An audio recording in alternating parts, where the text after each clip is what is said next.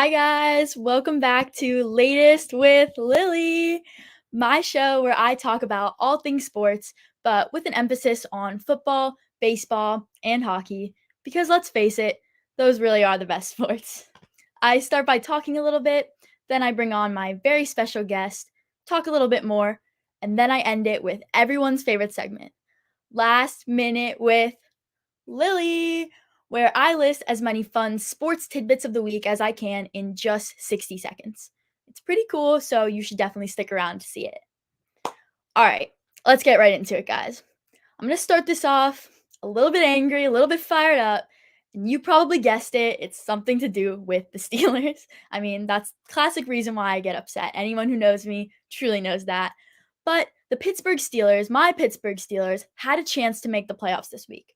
It was a slim chance. I'll give you that. It was a very slim chance, but it was a chance. So last week, at the beginning of the week, there had to be 6 different outcomes of games for the Steelers to even be in contention for a playoff spot. 3 of the things happened last week. We won, 2 other teams lost, so it was great. We're in good shape. Only 3 things have to happen in order for us to make the playoffs. So this week rolls around. The Steelers win their game. Great. The Bills take care of business against the Patriots. Great. And then, of course, we have to rely on the New York Jets. The New York Jets to beat the Miami Dolphins. And they can't even do that for us, even when the Dolphins have a third string quarterback playing. And I know Joe Flacco was the Jets quarterback, but that guy has experience, at least playoff experience, Super Bowl experience, and he couldn't even put it together to score more than 3 points. The game was like 11-3. It was terrible.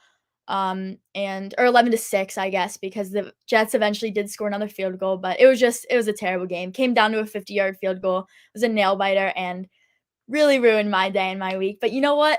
I'm happy that Mike Tomlin's winning season streak is protected, and I'm going to take that win and just prepare for next season because I do think we are in decent shape. Anyway, I could rant about the Steelers for many, many more minutes. You guys all know that.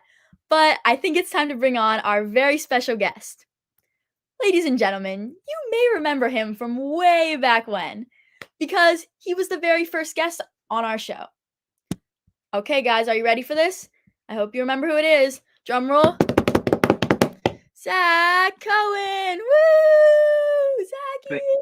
Wow, thanks for having me, Lily. You're welcome. Thanks for being here, Zach. Wouldn't miss it for the world. Zach, do you like the flowers? Do you like the flowers back there? They're right. Look like they're dying a little. A little bit. I wonder who got them for me. Shout out Zach's mom. Shout out Zach's. All right. Bro, you can't be. Anyway. All right. I just got a comment about the score of the game. I think it was actually 11-6 because I think on that last play there was a. There was a safety on the Jets tried to do a lateral play and they ended up throwing it out of their own end zone. So yeah, 11-6. But good try, funny guy. All right. Okay, let's get right into it, Zach. If you're ready to start the show, let's do this. I want to talk to you about the NFL playoffs because although my Steelers aren't in the playoffs, your Giants are, right? Blue moon. Yeah, I know. It's pretty crazy. First time since 2016. But yeah, hopefully we don't take any boat trips this time. That, in case you guys don't know, there was a picture with the whole Giants team, like OBJ. It was Eli, right? The Giants, Eli was it was the Giants receiving core, like all their young players on a boat wearing jeans and Timbs, I guess mobbing, and it didn't look great. And then the Giants lost to the Packers because it was cold in Green Bay. Yep, and have never been back to the playoffs since. So that's okay. But you know what? This is the year they break the streak, and Danny Dimes would never, allow his teammates to do something like that. I have faith. So 100%. 100%. All right, but like I was saying, I mean, this week was crazy. A lot of teams had opportunities to clinch the playoffs, but unfortunately, only 14 teams can make it. For the AFC. What? Is how numbers work. No, it's true, but I mean, it's less than half. It's not like the NBA where basically all the teams make the playoffs. But yeah, I like it. 30. That's a lot. All right. We got 14 out of 32, so that I'd say that's less. But we've got. Yeah, I'd agree that is less than 16 out of 30. It's my honors calculus skills really coming out, right, Zach? Yeah. All right. For the AFC, we have Chargers versus Jags, Ravens versus Bengals, Dolphins versus Bills. Should be the Steelers, whatever. And then Jags money line. What? Give me Jags money line. It's the Jags early pick. Money line. respect.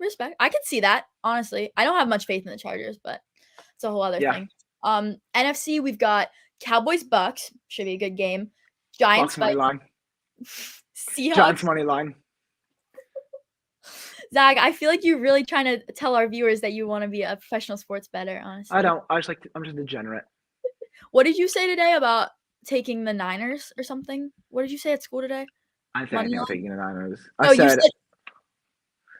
said Bucks money line. Bucks money line. Yeah, Bucks money line. Versus Cowboys. Bucks money line. Then we got Seahawks, Niners, and it's only a 2.5 point spread, I think, on the Bucks. Bucks game. Yeah, so I like Bucks money line there. That's fair, guys. I didn't know we were doing sports betting tips today, but actually Zach and I do know a thing or two about that, so you came to the right place. But we didn't say that. 20 cents last night. I'm Max Duggan anytime TD. Zach, you mean that you would have made 20 cents if we were 18 and were legally allowed to sports bet, right? I bet with a friend, so I didn't use it. Yeah, no. Oh yeah, okay, we're good. All right, so lots of great matchups, lots of great games. But Zach, I'm curious what you think will be the absolute most exciting, most nail-biting, most down to the wire game from this week in the playoffs. What do you think? First of all, can't really bet against Brady. It almost seems like a given that Brady's going to lead some game-winning drive against the Cowboys. Cowboys are a decent team. Chargers, Jags, I think might be the most even game. Chargers might be a tiny bit better. I think Jags have better coaching and a better defense, as well as the fact that they didn't have one of their best receivers get injured this weekend, unlike the Chargers, which was kind of silly by Staley. But hey, who cares? It was. And I think the Jags are a hot team. I think they have some momentum. They did not. Trevor Lawrence in particular did not look good against the Titans, though. They barely beat third-string quarterback Josh Dobbs. Sure. So I don't love the Jags, but I really have a lot of questions about the Chargers and their abilities. I think that could be a game. I think Giants-Vikings, last time these two teams played, Giants were without their two best secondary players in Minnesota, lost on a 61-yard field goal. True. So I think the Giants got to be feeling good about that, but the Vikings also got to feel good about that. So I think that could be an obvious one. And I think Seahawks Niners is not going to be that close. Niners are just a better team. Yeah. Thank you. Yeah. I mean, the Seahawks barely beat a not good Rams team. Yeah. I'm not looking forward to that game whatsoever, honestly. But all right, but Zach, what's your number one? I'm not done. Okay. Bengals, Ravens. If Lamar's back, that could be a great game, but we don't know if Lamar's back. And if he is back, he hasn't played in like a month. So could be a boat race. And then Bills, Dolphins. Again, if Tua is back, that Dolphins team beat the Bills earlier this season. But if Tua is not back, it's Bills by 1 million. Yeah, easily. So I think the game I'm most excited for this weekend probably will be Chargers, Jags. Wow. Saturday Night Football. I think it's the most even matchup. And I think Herbert versus Lawrence could be an interesting, exciting matchup of two of the best young quarterbacks in the league. True. Thank you. Wow. Okay. That's a surprising pick because, I mean, just a season ago, you would have looked at that playoff game and thought, wow, that's really something I don't know if I want to sit through. But now it's just a super exciting matchup. And I think you're right about the young quarterback thing. I mean, there's so many storylines with like the older quarterbacks. You always hear that, like the veteran stuff with Brady. And, you know, Rodgers isn't going to be in the playoffs this year, but it's usually something with him or Brady. And it's nice to know that like the league is in good hands, definitely with Herbert. Most likely with Lawrence as well, although I haven't seen just enough to be completely sold that he is the player that he was as a prospect. But you know what? We'll see. But I respect that pick. Like I said, I wasn't really expecting it, but I picked more of like a kind of obvious one, but it does hinge on the fact that Lamar Jackson plays because I picked the Bengals and Ravens game. I think I'm definitely biased because I'm an AFC North fan, but I'm just so excited to watch this game. I'm going to be glued to the TV. And as much as it pains me to say this. Glued to the TV doesn't seem safe. Zach, that's like a last minute with Lily caliber joke. That was not good. Okay, cool. So I stole one then at least. Yeah, true. All right. Anyway, I think that if Lamar is healthy enough to play, these are unfortunately two of the best teams in the league, I would say, in terms of talent-wise and just, you know, at least with the Bengals, they really proved that Bengals offense is special. It's special. Joe Burrow has really, you know, proved Theo Ash NFL wrong, if you know who he is. But I'm a big Theo Ash fan, though. I can't lie. So you are? I like him. I like his stuff. Do you watch Stay Hot? If you guys don't know, Theo Ash is a a sports podcaster on TikTok that I love. So Yeah, we know um, you love him. yeah, I do. I I don't like watch it that. for I'll be sports honest. reasons, but also other reasons. All right. Anyway, Dog. um, I'm Dog. so, I'm so excited to watch this matchup. But this is kind of a win-win situation for me because I get to see either the Ravens lose, which is an ideal situation, or the Bengals lose, which is also great. So two of my least favorite teams. One of them will have to lose this game. But I am really excited for this, and I hope Lamar plays just for the fact that I want to see a nice game. But yeah, okay. I think we picked some pretty good games, Zach, if I do say so myself. We can shift a bit from NFL playoffs to still more NFL playoffs, but specifically the New York Giants. I mean, if you watched Lace with Lily last week, which I'm assuming all of you guys did, right, Zach? Yeah. Yes. Okay, good. Reoccurring viewers. All right. But I talked a lot with Marcus last week on predictions for the Giants and if they'll have any playoff success. And now we know for sure who they're going to be playing, which we didn't last week. So, Giants and Vikings, as we touched on a little bit earlier. Unfortunately, personally, I don't have much faith that the Giants are winning this game. But I also would not be shocked if they did. Zach, I want to know, as a Giants fan, you're a little bit more familiar than this with this team than I am. So, what exactly do they need to do to beat Minnesota? Play well. I think that's like a big key. But realistically, it's more bottle up Jefferson and Hawkinson. Hawkinson had 2 touchdowns. Jefferson had 1. Jefferson had 12 catches for like 160 yards, I want to say. That sounds right. That About sounds right. Maybe right. 150. Up I think it's actually 150. TJ Hawkinson had over 100 yards and 2 touchdowns. You can't let that happen again. Dory Jackson might be back. Xavier McKinney will be back. That's going to help a lot. Yeah, Jackson will be for sure. Yeah. No, Dory Jackson might not be. No, Dable just said that he will be. Did he? Yes, look it up. Okay, Xavier McKinney's 100% back. Dory Jackson might be back. We'll see about that. Mm-hmm. Despite Lily's whatever she's trying to peddle here. Well, what am I trying to peddle? I'm just giving you the facts. Zach, are you looking Anyways, it up? Zach, continue there's with not much. Anyways, that being said, regardless, that should be better. Giants also. So I think that also comes to the fact that the Giants lost on a 61-yard field goal. That only happens because they decided to blitz when they really shouldn't have. Yes. So hopefully they're better at that. And also they need Daniel Jones to be able to hit quick passes, and they need their offensive line to be able to create holes for Saquon to go through. Because you don't want it to become a shootout if you're Giants. You want it to kind of like slow down because you want to let Saquon kind of dominate. True. I think that's kind of what it comes down to. And you also need your passers to be able to get to Cousins quickly. You need Thibodeau, Sexy Dexy, Ojulari, Leonard Williams to be able to get pressure pretty consistently. Yeah, I agree with you there. I think the Thank defense. You're welcome, Zach. I think the defense is going to play a massive role in this game because the matchup I'm most concerned about is by far the Minnesota offense versus the Giants defense, not really the other way around. I think that's the biggest mismatch because the Giants defense was looking good towards the beginning of the season, but they've really been ravaged by injury. And like I said, it looks like I think Adoree Jackson is going to be back if my sources are correct. I checked before the show. And then Leonard Williams, they're getting back in. These are key players for the Giants. But if other guys like Thibodeau, like you said, and McKinney make the plays that they need to make and win the turnover battle, because it all comes down to the turnover battle, especially in the playoffs. And the only way to keep them for the Giants to keep themselves in this game and keep it competitive is if they win that battle. And defense obviously has an incredibly major role in that. So as long as Danny Dimes protects the football, doesn't do anything, crazy stupid. I don't want to see him play extra safe, but I want to see him play, a comfortable, relatively safe football game. And if the Giants come up with some, some spectacular defensive plays that I think I wouldn't be surprised if the Giants won this game. I know I'm being a little pessimistic at the beginning, but I honestly think I wouldn't say it's a toss-up, but if the defense shows up, then I think it could be a close one. Yeah, I mean it's coming home, arguably. What one might say.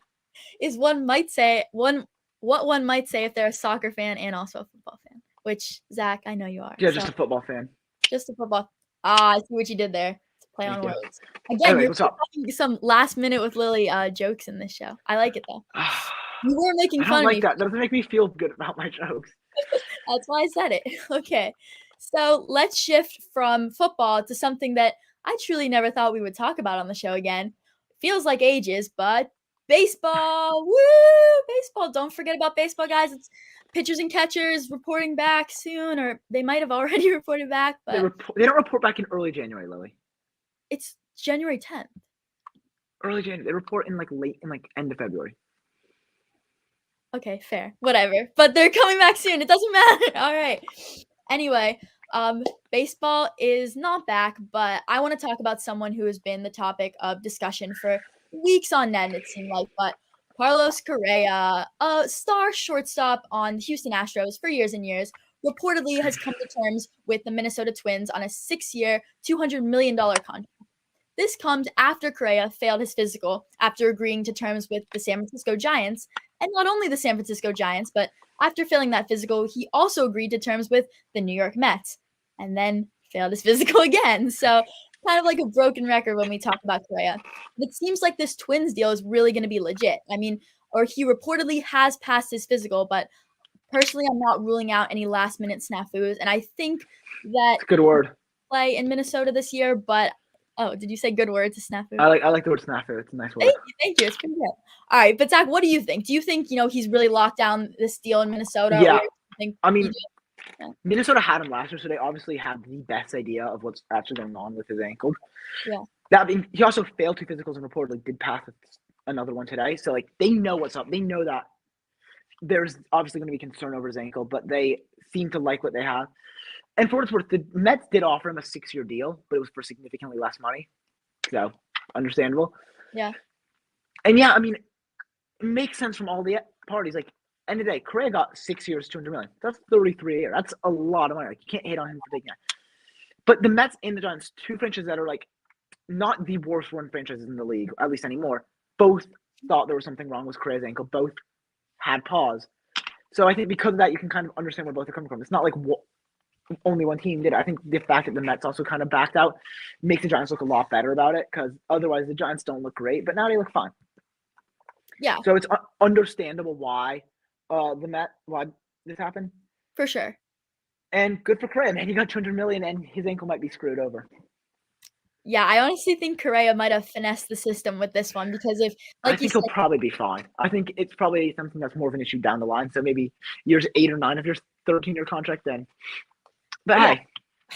I mean, I guess you're right, but also it's so jarring to see a player fail a physical 2 times in one offseason, have 2 very rarely see players fail physicals, period. Yeah, and especially such a well-known player and such public deals. Like him signing with the Mets was, a crazy big deal. And I was so happy at the time. I know, but I think even it's fine. Mets are getting Ohtani and Machado next offseason, and so did the offseason later. Zach, come on, let's be realistic on the show. I don't like to give my viewers false hope. Cohen Steve Cohen can afford all of them. He does have a lot of money, and that is one thing that the Mets definitely love about having him within their ownership. But what else is there to love about him? His insider trading. I don't like that. I like his money. Fair. Baseball is really a heavily money-driven sport, which you can have your opinions on, but no, I wouldn't. Yeah, because some franchises decide not to spend any money at all, like the Pirates. I wonder what franchises that could possibly be. The Pirates. Not the. Yeah. Do you not see? I'm holding up the thing. Oh no, I didn't see it. Yeah. Okay. Anyway. But yeah, no, I trust me, I've had my fair share of Pirates jokes, so I'm always expecting them. I'm always on guard. But yeah, that's the thing about Lily. She's always ready. Okay, I think that's a compliment, so I'll take that. Thank you, Zach. You can take it however you'd like. All right. Well, I just want to thank you so much, Zach, for being on the show. It's been a lovely 20 minutes of having you here, and it's been one of the great 20 minutes of my life. Yeah, I know you were really looking second best of the year. The first best was when I had the opening episode of this, but it's top 2 for sure. How is this? Speaking of top 2, the Top 3 podcast is a great podcast. You should listen to it. It's by me and Miguel. Listen to it on Spotify or wherever you get your podcast. It's truly a great listen. Sports, music, film, TV, it's whatever you want. Send in requests, we'll listen. But yeah, I would love for you guys to listen to that. Thank you very much. You know what? If 100 of you listen to it, we'll get Lily on an episode. I get to be on an episode of Top 3 Podcast? If 100 watchers from this go listen to the Top 3 Podcast and DM the Instagram account at the Top 3 Podcast. Guys, you have because of Lily. Because it's been my dream since probably freshman year to be on the Top 3 Podcast. And both Zach and Miguel have been on Latest with Lily twice, and I've never been on Top 3 Podcast. And maybe guess one of them is more exclusive. Definitely Latest with Lily, okay? But it's all right. Okay. All right. Well, thank you for having me, Lily. Thank you so much, Zach. Thank you for your takes as always. They were great. All Of right. course. Bye, Zach. Bye. Oh, always great to have Zachy on here. He did fantastic as always. Hopefully he can be on again soon, but in a few weeks because I think we need, a couple weeks of breathers between Zach. No, I'm just joking. I love him. He's the best. All right. It's the moment you've all been waiting for. Last minute with Lily time. Woo! I'm going to get my timer ready. Okay, guys, and just warning you the puns are pretty bad this week. All right. So ready and go. Georgia routed TCU in the college football championship 65-7, winning their second title in a row. So I guess Georgia really has that bulldog in them. You get it? Like they have that dog in them, but they're the Bulldogs. So okay. Um, the general manager of the Lions came out with a statement saying that Jared Goff has proven that he really deserves to be their starting quarterback. For the Lions' sake, I really hope that Goff can ball out next year. You get it? Like Dan Campbell, the Lions coach. I hope he can ball out. You get it? Like ball out. That was a big stretch, but I like that one. All right. Cowboys coach Mike McCarthy's job is on the line if he loses this playoff game against the Bucks. So it looks like Tom Brady is going to end yet another man's career. Crazy stuff. And finally, the Pittsburgh Penguins flew back from Arizona at 4 a.m. after a game just to be with defenseman Chris Letang for his father's funeral. That one wasn't a joke. I just really thought it was worth sharing. So, very sweet stuff. All right. Thank you so much, guys, for listening. Thank you so much for watching. I really appreciate it, as always. And please come back next week for another episode. Love you guys. Thank you. Bye.